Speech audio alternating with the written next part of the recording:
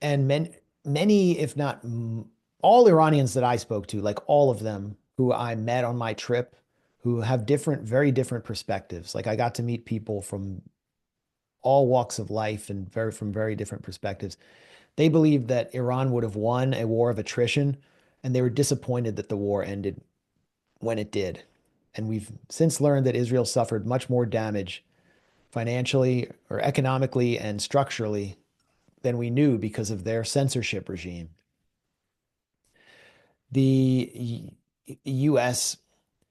role in Israel needs to be understood better because it was deeply damaging to the long-term designs of U.S. empire for the U.S. to be engaged at that level.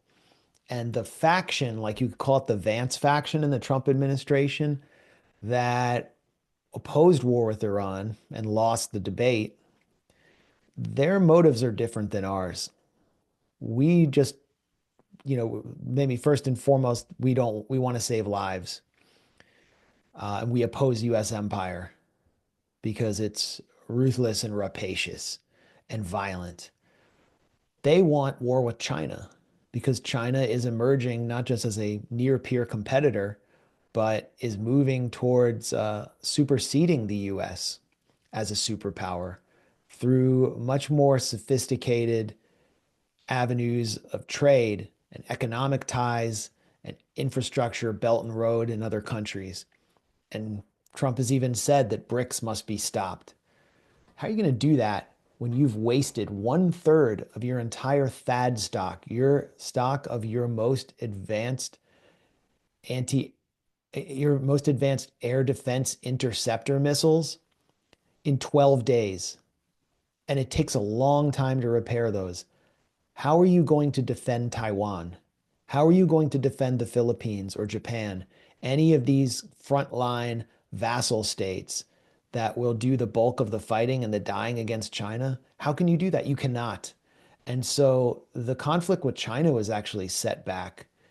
Ukraine was forced to transfer Patriot batteries to Israel and THAAD systems in advance of the war, and Ukraine has suffered as a result. I mean, the proxy war in Ukraine has suffered as a result. So, from the point of view of just like raw imperial planning, if you're Elbridge Colby, someone who's opposed the war with Iran because you want to confront China, this is a real drag. And Israel is like a ball and chain on the ankle of American empire, and you just can't get them off you. And the war is coming again. You're going to have to defend them again. And it's going to be a more, as Pezeshkian himself said, it will be a more violent conflict. And Iran claims they have weapons that they had not deployed before. And I actually believe them because of the way that they have staged the series of True Promise operations with Israel. If you look at the first Operation True Promise, this was all after October 7th.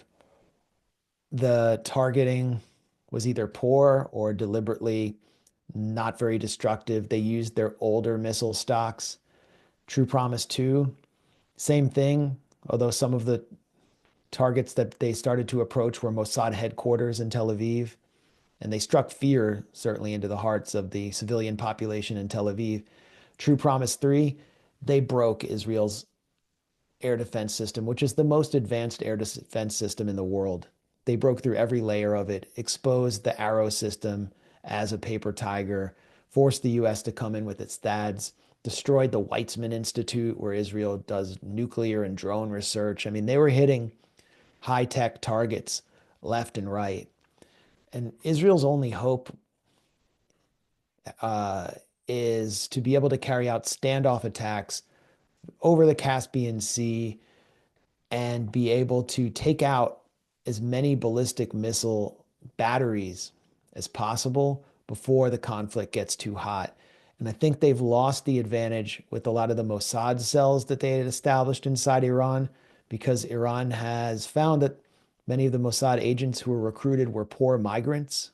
I don't know if this is true, but they carried out mass deportations of almost the entire Afghan migrant population, and they are in um,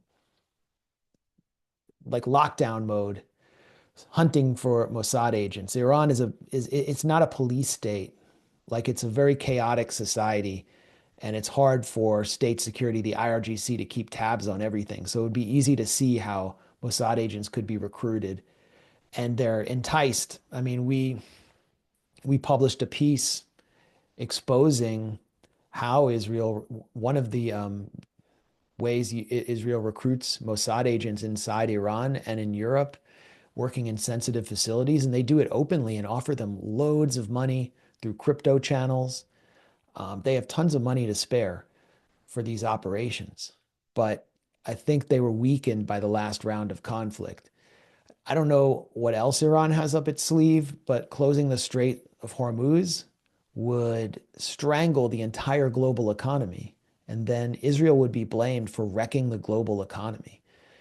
And this could happen ahead of midterms and cost Trump dearly because of his close relationship with Netanyahu. And I think it's almost certainly going to happen.